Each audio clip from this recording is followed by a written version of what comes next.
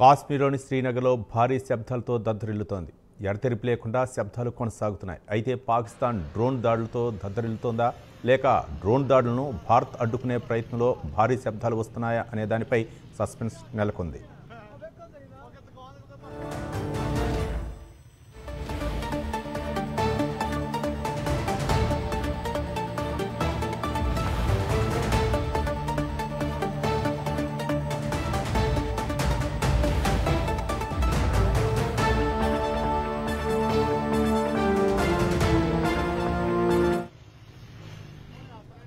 దీనిపై మరిన్ని వివరాలు అక్కడ సమస్యాత్మక ప్రాంతాల నుంచి మా నేషనల్ బ్యూరో చీఫ్ కళ మరిన్ని వివరాలు అందిస్తారు. కళ, దాదాపు కొద్దిసేపటి క్రితమే మనకు 5:30 సమయం నుంచి కూడా పెద్ద భారీ శబ్దాలు వినపడుతున్నాయి. ఇక్కడ ఎయిర్ బేస్ జమ్మూ కాశ్మీర్కి సంబంధించినటువంటి నిన్న రాత్రి కూడా చాలా పెద్ద శబ్దాలు వినిపించాయి. తర్వాత మనకి డ్రోన్స్ సంబంధించినటువంటి మిసైల్స్ దాడులతోటి మాత్రం దద్దరిల్లుతుంది. ఒకవైపు రాత్రి 9 గంటల నుంచి కూడా బ్లాక్అవుట్ ప్రకటించారు. శ్రీనగర్లో రాత్రి 9 గంటలకు బ్లాక్అవుట్ ప్రకటించారు. మొత్తం అంతా కూడా చీకటిగా ఉంది. ఇప్పటి వరకు కూడా ఇక్కడ కరెంటు కూడా లేనటువంటి పరిస్థితి. అయితే కొద్దిసేపటి క్రితమే మనకు పెద్ద భారీ శబ్దాలు శ్రీనగర్ ఎయిర్ బేస్ అంటే శ్రీనగర్కి ఇక్కడ దాదాపు ఒక 3 కిలోమీటర్ల దూరం నుంచి కూడా శబ్దాలు వినిపించే అందరూ కూడా అంటే కొంతమంది అంటే చాలా మటుకు కూడా శ్రీనగర్ కూడా ఖాళీ చేసినటువంటి పరిస్థితి, చాలా శూన్యం, అసలు ఎవరు కనిపించరు ఇక్కడ ఉన్నటువంటి పరిస్థితి. కొంతమంది మాత్రము పరుగులు ఎత్తున్నటువంటి సిచ్యువేషను. అయితే ఆ శబ్దాలతోటి వెంటనే దాదాపు 5-6 శబ్దాలు రావడం జరిగింది. ఆ శబ్దాలు అంటే పాకిస్తాన్కి సంబంధించినటువంటి మిసైల్స్ దాడి చేసినప్పుడు వాటిని ఆ దాడులను తీవ్రంగా వ్యతిరేకించేసేసి వాటిని బ్లాస్ట్ చేసినటువంటి భారత సైన్యము బ్లాస్ట్ చేసినటువంటి ఆ సౌండ్ అని అనుకోవచ్చు. ఎందుకంటే అంత పెద్ద భారీ శబ్దం వచ్చింది. బట్ మనకి ఇంకా రీజన్ తెలియాల్సి ఉంది. కొద్దిసేపట్లో దాదాపు 5 నుంచి 7 భారీ శబ్దాలు వినపడ్డాయి. అయితే రాత్రి జరిగినటువంటి ఏదైతే ఇక్కడ శ్రీనగర్ కానీ తర్వాత పూంచ్ తర్వాత మనకి ఉరి సెక్టారు నిన్న 7 గంటల నుంచే కూడా మొత్తం అంతా కూడా ఈ ఉరి సెక్టార్ కూడా మొత్తం అంతా కూడా డ్రోన్స్ తర్వాత మనకు మిసైల్స్ తో దాడితోటి చాలా దాడులు జరిగినాయి. అయితే కొద్దిసేపటి క్రితమే ఈరోజు అర్ధరాత్రి పాకిస్తాన్ కూడా ఒక ప్రెస్ మీట్ పెట్టి ఒక యుద్ధాన్ని కూడా భారత్పై ప్రకటించాను అంటే భారత్పై ఇక నుంచి యుద్ధమే అంటూ కూడా ప్రకటించింది. అయితే దానికి సంబంధించింది కూడా ఆపరేషన్ బనియన్ వుల్ మర్సూస్ అన్నటువంటి నామకరణం చేసింది. కొద్దిసేపటి క్రితమే భారత ఏదైతే మనము ఆపరేషన్ సింధూర్ అని ఏ విధంగా అయితే మనం పెట్టామో అదేవిధంగా ఇక్కడ కొద్దిసేపటి క్రితమే పాకిస్తాన్ కూడా ఈ ఆపరేషన్కి మేము కూడా సిద్ధమంటూ కూడా చెప్పింది. ఆపరేషన్ బనియన్ వుల్ మర్సూస్ అన్నటువంటి పేరు నామకరణం చేసింది. ఇక నుంచి యుద్ధమే భారత్ మీద అంటూ కూడా పాకిస్తాన్ చెప్తుంది. అయితే ఎప్పటికప్పుడు కూడా అసలు అక్కడ ఇప్పటికే చాలా నష్టం కూడా జరిగింది పాకిస్తాన్కి. పాకిస్తాన్ చేసేటటువంటి ఏదైతే నియంత్రణ రేఖని దాటి దాదాపు 4 రోజుల నుంచి కూడా దాడులు తీవ్రతరం చేసింది. 2 రోజుల నుంచి కూడా మరీ తీవ్రతరం చేసి అసలు అక్కడ ఉన్నటువంటి బేస్ క్యాంప్స్ కానీ తర్వాత ఏదైతే ఉగ్రవాదులకు పీఓకేలో ఉన్నటువంటి 9 స్థావరాలు కానీ ఇప్పటి వరకు కూడా దాదాపు 26 స్థావరాలను కూడా మొత్తం అంతా కూడా అక్కడ మొత్తం అంతా కూడా బ్లాస్ట్ అయిపోయినటువంటి సిచ్యువేషను, తిప్పి కొట్టుతున్నటువంటి సిచ్యువేషన్. అయినా కూడా పాకిస్తాన్కి మరి బుద్ధి లేదు. మేము కయ్యానికి సై అంటూ కూడా మరి దానికి ఒక నామకరణం చేయడం అన్నది ఇక్కడ ఒక ముఖ్యమైనటువంటి విషయము. దానికి ఆపరేషన్ బనియన్ వుల్ మర్సూస్ అన్నటువంటి నామకరణం చేశారు. తర్వాత ఏదైతే తెల్లవారుజామునే అక్కడ సమావేశం పెట్టారు. ఇప్పుడు మనకు సంబంధించినటువంటి భారత సైన్యం కూడా తెల్లవారుజామునే సమావేశం పెట్టాలని నిర్ణయించింది. అయితే మరి కొద్దిసేపట్లో కూడా మన దేశ సైన్యానికి సంబంధించినటువంటి ఒక సమావేశం, కీలక సమావేశం కూడా జరుగుతుంది. కానీ ఇక్కడ ఏదైతే శ్రీనగర్ తర్వాత మనకు పూంచ్ తర్వాత మనకు జమ్మూ కాశ్మీర్ అసలు శ్రీనగర్లో ఎక్కడ కూడా మనకి ఇలాంటి అంటే దాడులు సౌండ్స్ కూడా వినపడలేదు. కానీ ఈరోజు తెల్లవారుజామున మేము ఉన్నటువంటి ప్లేస్లో దాదాపు 1 కిలోమీటర్ 2 కిలోమీటర్ల దూరంలోనే ఈ ఒక బ్లాస్టింగ్ క్లాస్ జరిగినట్లు సమాచారం అందుతుంది. కానీ ఇక్కడ కమ్యూనికేషన్స్ ఏదీ లేదు, సౌండ్స్ మాత్రం వినపడుతున్నాయి. ఆకాశంలో మనకు సౌండ్స్ ఒక భయంకరమైనటువంటి సౌండ్స్ రావడంతో ఒక్కసారి ఉలికి పడినటువంటి శ్రీనగరు అసలు ఎక్కడ ఏ క్షణంలో ఏమవుతుందో అన్నటువంటి భయంతో మాత్రము ఇక్కడ ఎక్కడ నుంచి ఏది దూసుకొస్తుందో అన్నటువంటి భయంతో మాత్రం ఇక్కడ ప్రస్తుతం ఉన్నటువంటి పరిస్థితి. రవి.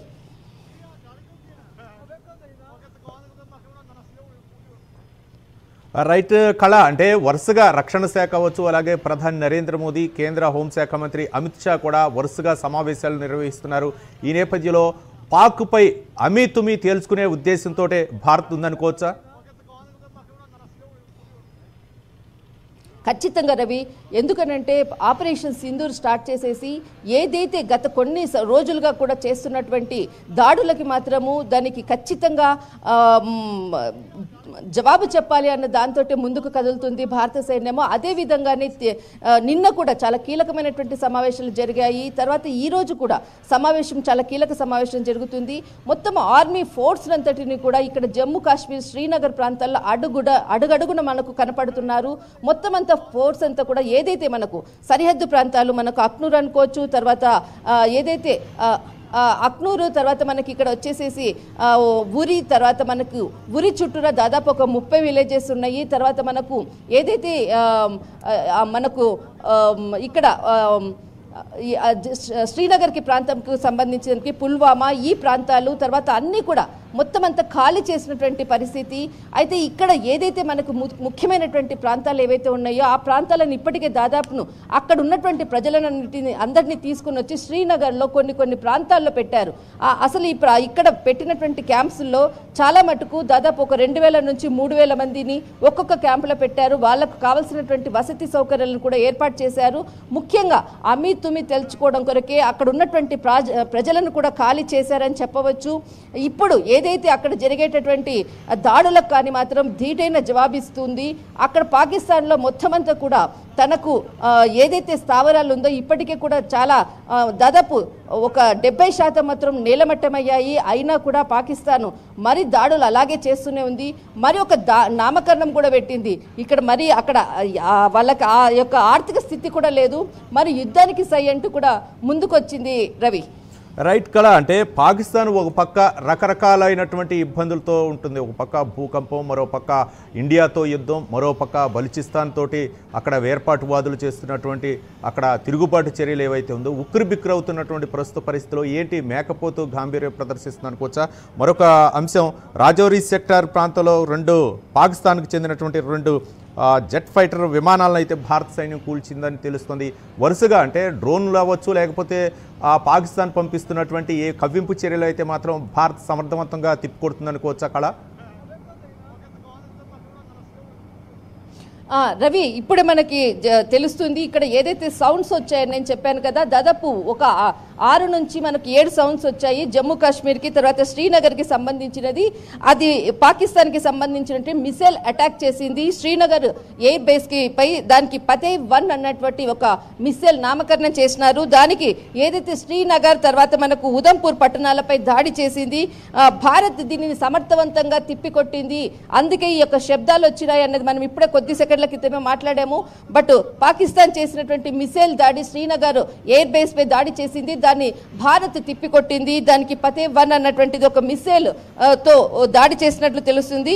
అయితే దానిపై కూడా భారత్ తిప్పికొట్టినటువంటి బాలిస్టిక్ క్షిపణులతో కూడా తిప్పికొట్టినట్లు కూడా ఇక్కడ అధికారులు కూడా ప్రకటిస్తున్నారు. మొత్తం మీద మనకు ఏదైతే ప్రస్తుతం ఉన్నటువంటి శ్రీనగర్ తర్వాత అన్ని ప్రాంతాల వాళ్ళని అందరినీ కూడా శ్రీనగర్లో తీసుకొని వస్తున్నారు.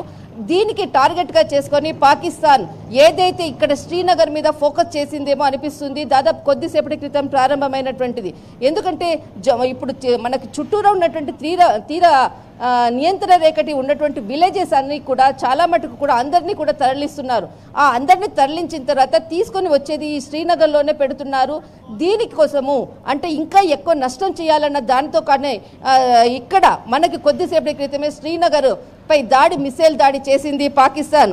ఇక్కడ దానిని భారత సైన్యము తిప్పికొట్టినటువంటి సందర్భం అధికారులు కూడా ప్రకటించారు రవి. రైట్ కళ, అంటే పాకిస్తాన్కి చెందినటువంటి 3 ఎయిర్ బేస్లపై భారత్ దాడి చేసినట్టు తెలుస్తుంది. మొత్తానికి అంటే భారత్ కూడా ఒక విధంగా చెప్పాలంటే పాకిస్తాన్కి ముప్పెట దాడి చేస్తుందనుకోవచ్చా?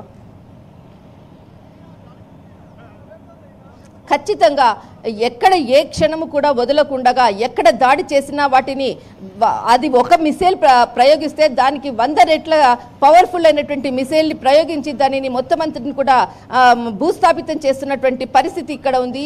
దానికి ఉదాహరణే కొద్ది సెకండ్ల క్రితం శ్రీనగర్లో జరిగినటువంటి ఎయిర్ బేస్ మీద జరుగుతున్నటువంటిది. అయితే ముఖ్యంగా శ్రీనగర్ని టార్గెట్ చేసుకున్నారన్నది మాత్రం చాలా కీలకం తెలుస్తుంది. ఇప్పటికే కూడా ఏదైతే అర్ధరాత్రి నుంచి నిన్న 2వ రోజు కూడా మొత్తం అంతా కూడా అన్ని ప్రాంతాలకు దాడులు కూడా చేస్తున్నాయి. ఈ దాడులను ఎప్పటికప్పుడు తిప్పికొడుతుంది. బట్ అక్కడ ఉన్నట్టు ఏదైతే పాకిస్తాన్ మిసైల్స్ కి మాత్రం గట్టి జవాబిస్తుంది.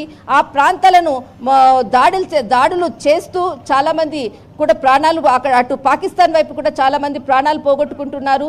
ఎక్కడ కూడా పాకిస్తాను దాన్ని బయట పెట్టట్లేదు. కానీ ఏదైతే భారత సైన్యము ధీటుగా మాత్రము జవాబిస్తుంది. మిసైల్ దాడులకు మాత్రము వాటిని క్షణాల్లో వాటిని ఇక్కడ మనకు నేలమట్టం చేస్తున్నటువంటి పరిస్థితులు ఇక్కడ శ్రీనగర్ నుంచి కనపడుతున్నాయి. రవి రైట్ కళ, అంటే మీరు ఉన్నది అక్కడ శ్రీనగర్ జమ్మూ కాశ్మీర్లో సమస్యాత్మకమైనటువంటి ప్రాంతాల్లో ఉన్నారు. సాహసోపేతంగా మీరు అందిస్తున్నటువంటి ఆ బ్రేకింగ్ న్యూస్ ఏదైతే ఉందో అక్కడ ముఖ్యంగా ప్రజలు ఇప్పుడు ఉన్నటువంటి అక్కడ ప్రజల పరిస్థితి ఏంటి? ముఖ్యంగా ఇట్లాంటి ఉద్రిక్త పరిస్థితులు అంటే ఇప్పట్లో చల్లారే పరిస్థితి అయితే కనిపించట్లేదు అనుకోవచ్చా కళ? ఖచ్చితంగా ఇది ఇంకా పెరుగుతుంది రవి. ఇప్పుడే కొద్దిసేపటి క్రితం ఎందుకనంటే పాకిస్తాన్ కూడా నేను యుద్ధానికి సై అంటూ కాలు దువ్వింది. భారత్ వదిలే ప్రసక్తి లేదు. ఆల్రెడీ చాలా నష్టపోయింది కూడా పాకిస్తాన్, అయినా కూడా బుద్ధి రాలేదు. మరి నేను యుద్ధానికి సై అంటూ కూడా మరి దానికి ఒక నామకరణం పెట్టి రంగంలోకి దిగింది. అయితే దీనికి ఖచ్చితంగా బుద్ధి చెప్తారు. భారత సైన్యం ఎప్పటికప్పుడు కూడా అన్ని ప్రాంతాల్లో అటు అమృత్సర్ కానీ అటు రాజస్థాన్ కానీ పంజాబ్ కానీ ఇక్కడ మనకు జమ్మూ కానీ కాశ్మీర్ కానీ ఈ ఉరి సెక్టార్ తర్వాత అన్ని పూంచ్ సెక్టర్ అన్ని ప్రాంతాల్లో ఆర్మీని దింపింది. మొత్తం అంతా ఆర్మీ ఫోర్స్ ఎవరికైతే లీవ్లో ఉన్నటువంటి వాళ్ళందరినీ కూడా రప్పించింది. అన్ని ఫోర్స్ అంతా కూడా ఇక్కడ ఉంది. మనకు ఆర్మీ ఫోర్స్ రోజు కూడా ఇక్కడికి వచ్చేటటువంటి దృశ్యాలే మనకు కనపడతాయి. ఇక్కడ ఉన్నటువంటి ప్రజలందరినీ కూడా తరలించేటటువంటి ప్రయత్నం మాత్రం కనపడుతున్నాయి. రవి, ప్రస్తుతం ఉన్నటువంటి శ్రీనగర్ పరిస్థితి అంటే కొంత మనకు మిసైల్ దాడులతోటి బాంబుల మొత్తతో కొంత భీకరమైనటువంటి సౌస్తో ప్రస్తుతం శ్రీనగర్ ఉంది. రవి రైట్ కళ, అంటే ఒక పక్క ఆపరేషన్ సింధూర్ 2.0 ఏదైతే ఉందో దీంతో భారత్ అయితే మాత్రం పాక్ను కట్టడి చేయడానికి విశ్వ ప్రయత్నం చేస్తుంది. మరో పక్క పాక్ అయితే మాత్రం అంటే మేకపోతు గంభీర్యాన్ని ప్రదర్శిస్తుంది అనుకోవచ్చా? ఒక పక్క అన్ని విధంగా నష్టపోయిన, ఆర్థికంగా నష్టపోయింది, ఒక పక్క మన దేశ రక్షణ విషయంలో కూడా నష్టపోతుంది, ఒక పక్క అక్కడ ఉన్నటువంటి వ్యతిరేకత ఏదైతే ఉందో అటన్నిటి కూడా. కానీ ఏంటి అంటే పాకిస్తాన్ యొక్క ముందున్నటువంటి లక్ష్యం ఏంటి? ఒక పక్క ఆ కాల్పుల విరమణ ఒప్పందాన్ని ఉల్లంఘించడం, మరో పక్క సామాన్య పౌరులపై దాడి చేయటమే పాకిస్తాన్ కవింపు చర్యలకు పాల్పడుతుంది. ఓ పక్క భారత్ మాత్రం ఎలాంటి పౌరులకు ఇబ్బంది లేకుండా ఉగ్రవాద ఏరివేతనే లక్ష్యంగా ముందుకు వెళుతుంది అనుకోవచ్చు అక్కడ.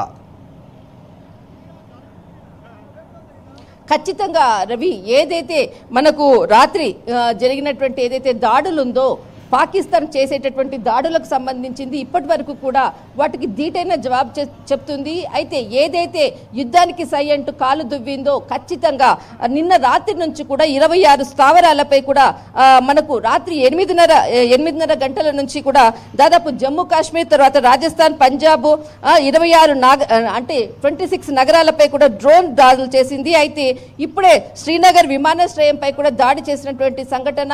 కానీ ఒకవైపు మాత్రము చాలా భయంకరమైనటువంటి పరిస్థితులు జమ్మూ కాశ్మీర్లో ఉన్నాయి.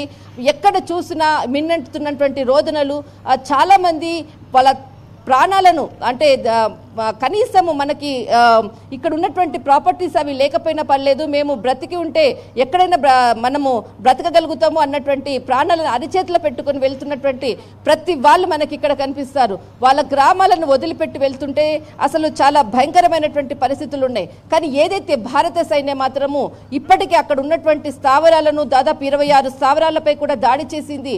అయినా అక్కడ పాకిస్తాన్కి చాలా మొత్తం అంతా కూడా లాస్ అయినటువంటి పరిస్థితి, అలాంటి పరిస్థితి ఇక్కడ నెలకొని ఉంది. ఇక్కడ మొత్తం అంతా కూడా ఖాళీ అయినటువంటి పరిస్థితులు. ముందు మరి కొన్ని గంటల్లో ఏమి జరగబోతుంది అన్నది మాత్రము అసలు చెప్పలేనటువంటి పరిస్థితి ఉంది. రవి రైట్ కళ అంటే మొత్తానికి ఆ పాకిస్తాన్ బార్డర్కి ఆనుకొని ఉన్నటువంటి మన దేశానికి సంబంధించినటువంటి రాష్ట్రాలు ఏవైతే ఉన్నాయో ఆ రాష్ట్రాల ముఖ్యమంత్రులందరినీ కూడా కేంద్ర హోంశాఖ రక్షణ శాఖ అప్రమత్తం చేసింది. ఎప్పటికప్పుడు తాజా పరిస్థితులు అడిగి తెలుసుకునేటటువంటి ప్రయత్నం చేసింది. ఈ నేపథ్యంలో ఆ రాష్ట్రాలకి అప్రమత్తంగా ఉండాలని ఎలాంటి ఆదేశాలు జారీ చేసిందనుకోవచ్చు భారత ప్రభుత్వం? ఖచ్చితంగా కేంద్ర ప్రభుత్వం MHA సమావేశము అన్ని కీలక ఆదేశాలను కూడా జారీ చేసింది. అన్ని రాష్ట్రాలకు సంబంధించినటువంటి వాళ్లకు అంటే ఒక ఏదైతే మనకు తీర ప్రాంతాల్లో ఉన్నట్టు అటు గుజరాత్ కానీ రాజస్థాన్ కానీ పంజాబ్ కానీ తర్వాత జమ్మూ కాశ్మీర్ కానీ మరియు మనకి ఇక్కడ ఏదైతే హిమాచల్ ప్రదేశ్ ఈ ప్రాంతాలకు సంబంధించినటువంటి ముఖ్యమైనటువంటి రాష్ట్రాలకు సరిహద్దు రాష్ట్రాలకు మాత్రము కీలక ఆదేశాలు ఇచ్చింది. ఆయా రాష్ట్రాలకు సంబంధించింది. మరి మనకు ఒరిస్సా కూడా ఉంది, తర్వాత ఆంధ్రప్రదేశ్ కూడా ఉంది. అంటే తీర ప్రాంతాలు సముద్ర తీర ప్రాంతాలలో ఉన్నటువంటి అన్ని రాష్ట్రాలకు కూడా కీలకమైనటువంటి సమాచారం ఇచ్చింది. అలర్ట్గా ఉండే విధంగా కూడా ఆదేశాలు జారీ చేసింది. అయితే మనకు దక్షిణ భారతదేశం కన్నా ఉత్తర భారతదేశంలో ఉన్నటువంటి ఏదైతే కీలక ప్రాంతాలు ఉందో ఆ ప్రాంతాలే చాలా ముఖ్యమైనటువంటిది. ఆ ప్రాంతాలకు ఆదేశాలు జారీ చేయడము, దానికి సెక్యూరిటీని కూడా పెంచడము, దీనికి ఎప్పుడు కూడా అలర్ట్ ఉండే విధంగా కూడా ఆదేశాలు జారీ చేసింది. రవి రైట్ కళ అంటే ప్రధానమంత్రి నరేంద్ర మోదీ కూడా అన్ని రాష్ట్రాలకు రవి ఈ మనకు ఏదైతే ఎయిర్ప్లేన్స్ అంటే ఫ్లైట్స్ కి సంబంధించింది కూడా మే 15 వరకు కూడా 32 విమానాశ్రయాలు కూడా స్టాప్ చేస్తున్నట్లు కూడా ఆదేశాలు కూడా ఎయిర్లైన్స్ కూడా ఆదేశాలు ఇచ్చింది. దాదాపు మనకు DGCA కూడా ఒక కీలక ప్రకటన చేసింది. దాదాపు మే 15 వరకు కూడా మొత్తము అన్ని సిటీస్ కి సంబంధించింది అటు బికనీరు మనకు చండీగఢ్ హర్యానా హిండాస్ తర్వాత జమ్మూ కాశ్మీర్ జైసల్మేర్ జామ్నగర్ జోధ్పూర్ కాంగ్రా తర్వాత కిషన్గఢ్ కులు మనాలి తర్వాత లేహ్ సంబంధించినటువంటి విమానాశ్రయాలను అన్నిటిని కూడా రద్దు చేస్తున్నట్లు DGCA కీలక ప్రకటన చేసింది. రవి రైట్ కళ జమ్మూ కాశ్మీర్లో LOC దగ్గర హై అలర్ట్ ప్రకటించినట్లు తెలుస్తోంది. మొత్తానికి దీనికి సంబంధించినటువంటి ఏమన్నా మీరు అంటే వివరాలు ఏమైనా ఉన్నాయనుకోవచ్చు? అంటే LOC అంటే మనకు నియంత్రణ రేఖ ఆల్రెడీ మనకు మొత్తం అంతా కూడా ఇక్కడ నియంత్రణ రేఖ దగ్గర కూడా ఆల్రెడీ మనకు హై అలర్ట్ ప్రకటించడము తర్వాత బ్లాక్అవుట్ చేయడము ఇదంతా కూడా గత 3 రోజుల నుంచి కూడా జరుగుతున్నటువంటి పరిణామాలు. ఇప్పుడు కూడా అదే పరిస్థితి ఉంది. కీలకంగా అన్ని రాష్ట్రాలకు సంబంధించినటువంటి తీర ప్రాంతాల్లో ఉన్నటువంటి విలేజెస్ ముఖ్యంగా మనకు జమ్మూ కాశ్మీర్కి సంబంధించినటువంటి నియంత్రణ రేఖ ఎక్కడైతే మనకు పాకిస్తాన్ జరుపుతున్నటువంటి కాల్పులకు ధీటుగా అంటే అక్కడ ఉండేటటువంటి ప్రజలు ఇబ్బంది పడకుండా ఇప్పటికే అక్కడంతా కూడా హై అలర్ట్ ప్రకటించడం జరిగింది. అన్ని ప్రాంతాల వాళ్ళని ఖాళీ చేయడం జరిగింది. మొత్తం మీద మాత్రం కొంత ఉద్రిక్తత యుద్ధ వాతావరణం నెలకొని ఉంది. ఎప్పుడు ఏ క్షణం ఏమవుతుందో కూడా మనం చెప్పలేము. అటు భారత్ ఆల్రెడీ ఆపరేషన్ సింధూర్ అని ప్రకటించింది. పాకిస్తాన్ కూడా మరికొద్దిసేపట్లో తన యుద్ధానికి కూడా ఒక పేరు పెట్టి రంగంలోకి దిగింది. ముందు రెండు దేశాల మధ్య మాత్రము భీకర దాడి ఉంటుంది. భారత సైన్యం మాత్రము ఖచ్చితంగా పాకిస్తాన్ని నేలమట్టం చేస్తుంది. ఇప్పటికే చాలా ఆర్థిక స్థితి కూడా మొత్తము సన్నగిల్లింది. ఇతర దేశాలతో అప్పులు తీసుకొని యుద్ధానికి కాలు దువ్వుతుంది. అయినా ఇతర దేశాలు కూడా అప్పులు ఎన్ని రోజులని ఇస్తాయి? ఆర్థిక నిల్వలు అయిపోయాక ఖచ్చితంగా పాకిస్తాన్ నేలమట్టం అవుతుంది. రవి రైట్ కళ ఒక పక్క అంటే భారత్ కూడా పాకిస్తాన్ చేస్తున్నటువంటి కవ్వింపు చర్యలు అవ్వచ్చు లేకపోతే దాడులు అవ్వచ్చు వాటన్నిటిని కూడా ప్రతిఘటిస్తుంది విజయవంతంగా. ఈ నేపథ్యంలో భారత్లో ఉన్నటువంటి ఏవైతే సున్నితమైనటువంటి ప్రాంతాలు ఎయిర్ బేస్లు అవ్వచ్చు లేకపోతే ఎయిర్పోర్ట్లు అవ్వచ్చు లేకపోతే దేవాలయాలు అవ్వచ్చు అన్నిటికి కూడా హై అలర్ట్ ప్రకటించింది. ముఖ్యంగా సమస్యాత్మకమైనటువంటి ప్రాంతాలు అలర్ట్గా ఉండాలని చెప్పేసి ప్రధాని నరేంద్ర మోదీ అంటే అక్కడ రాష్ట్రాల ముఖ్యమంత్రులు కూడా ఆదేశాలు జారీ చేయడం జరుగుతుంది. ఈ నేపథ్యంలో పాకిస్తాన్పై అయితే మాత్రం ఈసారి అంటే ఈ మొన్న జరిగినటువంటి పెహల్గాం దాడి ఏదైతే ఉందో ఈసారి అమీతుమీ తేల్చుకోవాలా. ఒక పక్క పాకిస్తాన్ ఇలా కవ్వింపు చర్యలకు పాల్పడితే భవిష్యత్తులో తీవ్ర పరిణామాలు ఉండేటటువంటి అవకాశాలు ఉన్న నేపథ్యంలో ఓ పక్క ఆర్థికంగా అంటే రుణ సంస్థలు ఏవైతే ఉన్నాయో వాటన్నిటికి కూడా రుణాలు ఇవ్వద్దని చెప్పేసి భారత్ చేస్తున్నటువంటి ప్రయత్నాలు అవ్వచ్చు, ఓ పక్క బలూచిస్తాన్ అవ్వచ్చు, వీటన్నిటి కూడా సమస్యలు ఇప్పుడు పాకిస్తాన్ ఉక్కిరిబిక్కిరి చేస్తున్నాయి అనుకోవచ్చా? ఖచ్చితంగా. అయితే నిన్ననే కొద్దిసేపటి క్రితము అంటే నిన్న పాకిస్తాన్ ఒక పోస్ట్ కూడా చేసింది.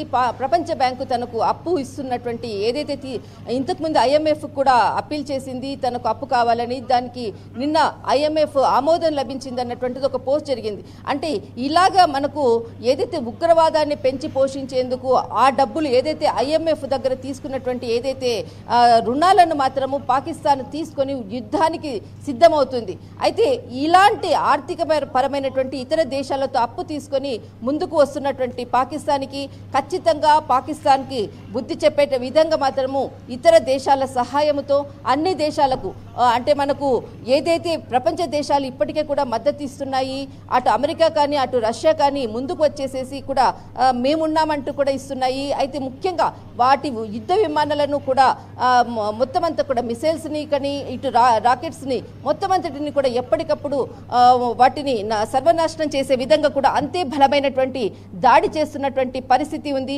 ప్రస్తుతం మాత్రము ఇక్కడ శ్రీనగర్ మాత్రం ఒక పరిస్థితి భయంకరమైనటువంటి పరిస్థితి ఉంది రవి. ముఖ్యంగా ఏ క్షణంన ఏ సౌండ్స్ వినాల్సి వస్తుంది, ఎక్కడి నుంచి ఏది మెరుపు దాడులు జరుగుతాయి అన్నది మాత్రము ఖచ్చితంగా ఇక్కడ ఒక భయంకరమైనటువంటి పరిస్థితులు ఉన్నాయి. ఇక్కడ ఉన్నటువంటి ఏదైతే అంటే ఇక్కడ దరిదాపుల్లో ఉన్నటువంటి విలేజెస్ వాళ్ళని ఇక్కడ తరలించడము, ఇక్కడ వీళ్ళని అందరినీ కూడా ఒక క్యాంప్స్లో పెట్టడము, కొన్ని వేల మందిని పెట్టడము, అర్ధరాత్రి నుంచి కూడా మరి ఇక్కడ శ్రీనగర్లో కూడా దాడులు ప్రారంభమయ్యాయి. మొత్తం మీద మాత్రం శ్రీనగర్ కొంత ఉద్రిక్తత పరిస్థితులు ఉన్నాయి. అటు జమ్మూ కాశ్మీర్ ఆల్రెడీ రెండవ రోజు కూడా మనకు బేస్ అంతా కూడా అంటే ఇక్కడ జమ్మూ కాశ్మీర్లో కూడా దాడులు జరిగాయి. ఇప్పుడు శ్రీనగర్లో కూడా కొద్దిసేపటి క్రితము ఇలాంటి దాడులతో దద్దరిల్లుతుంది రవి. రైట్, థ్యాంక్ యూ కళ. అది మా నేషనల్ బ్యూరో చీఫ్ కళ అందిస్తున్న తాజా సమాచారం ప్రకారం సమస్యాత్మకమైనటువంటి ప్రాంతాల్లో అయితే మాత్రం ప్రజలు ఉక్కిరి బిక్కిరి అవుతున్నట్టు తెలుస్తుంది. మరోపక్క పాకిస్తాన్ కవ్వింపు చర్యలు అయితే ఆగటం లేదని మనకు సమాచారం అందుతుంది. ఈ నేపథ్యంలో భారీ శబ్దాలతోటి జమ్మూ కాశ్మీర్లోని శ్రీనగర్ తదితర ప్రాంతాలన్నీ కూడా దద్దరిల్లుతున్నట్లు తెలుస్తుంది. ఓ పక్క పాకిస్తాన్ కాల్పుల విరమణ ఒప్పందాన్ని ఉల్లంఘిస్తూ సామాన్య పౌరుల్ని టార్గెట్గా చేస్తూ పాకిస్తాన్ అయితే కాల్పులు కొనసాగిస్తున్నట్లు తెలిసింది. దీన్ని భారత్ దళాలు అయితే తిప్పికొడుతున్నాయి. మరో పక్క నిన్న ఒక్కరోజే 400 డ్రోన్లతోటి భారత్పై దాడి చేసే ప్రయత్నాన్ని భారత దళాలు అయితే మాత్రం తిప్పికొట్టాయి. ఒక పక్క భారత ప్రభుత్వం కూడా డ్రోన్లు కానీ లేకపోతే ఎలాంటి బాణసంచా కానీ పేల్చవద్దని చెప్పేసి కొన్ని ఆదేశాలు కూడా జారీ చేయడం జరిగింది దేశంలో ఉన్నటువంటి ప్రజలకు. ఈ నేపథ్యంలో పాకిస్తాన్పై అయితే మాత్రం ఈసారి అమీతుమీ తేల్చుకునేటువంటి ప్రయత్నం అయితే మాత్రం నరేంద్ర మోదీ ప్రభుత్వం అయితే చేస్తున్నట్లు తెలుస్తుంది. ఈ నేపథ్యంలో రక్షణ శాఖ అలాగే హోంశాఖ మంత్రి అమిత్ షా కూడా కొన్ని కీలకమైనటువంటి సమావేశాలు నిర్వహించడం, ఒక పక్క త్రివిధ దళాధిపతులతో సమావేశాలు నిర్వహించడం, అలాగే మరో వార్త కూడా నిన్నటి నుంచి మనకు ప్రచారం జరుగుతుంది. టెరిటోరియల్ సైన్యాన్ని కూడా రంగంలోకి దించాలి. ఒక విధంగా చెప్పాలంటే ఎవరైతే మాజీ సైనిక ఉద్యోగులు ఎవరైతే ఉన్నారో వాళ్ళందరి సేవలు కూడా ఉపయోగించుకోవాలని చెప్పేసి భారత ప్రభుత్వం అయితే మాత్రం సిద్ధమవుతున్నట్టు తెలుస్తుంది. ఈ నేపథ్యంలో ఎవరైతే సెలవుల్లో ఉంటారో వాళ్ళందరూ కూడా సెలవుల్ని రద్దు చేస్తూ మీరు విధుల్లో పాల్గొనాలని చెప్పేసి ఒక పక్క ఆదేశాలు కూడా జారీ చేయడం జరిగింది. అన్ని ప్రాంతాలను కూడా ముఖ్యంగా ఎయిర్పోర్ట్లన్నిటిని కూడా అలర్ట్ చేయడం జరిగింది. CISF భద్రతా బలగాలను అయితే మాత్రం 24 గంటలు పర్యవేక్షణ ఉండే విధంగా, మరోపక్క ప్రయాణికులు ఎవరైతే ఉంటారో ధైర్యంగా ఉండాలి, అంటే ధైర్యంగా ఉండాలనే విధంగానే ప్రధాని సందేశం ఉన్నట్లు తెలుస్తుంది. ఓ పక్క టెరిటోరియల్ సైన్యాన్ని కూడా సిద్ధం చేస్తున్నట్లు తెలుస్తుంది. ఎలాంటి అవాంఛనీయ సంఘటనలు జరగకుండా పాకిస్తాన్ చేస్తున్నటువంటి కవ్వింపు చర్యలు అయితే మాత్రం భద్రతా దళాలు తిప్పికొడుతున్నట్లు తెలుస్తోంది.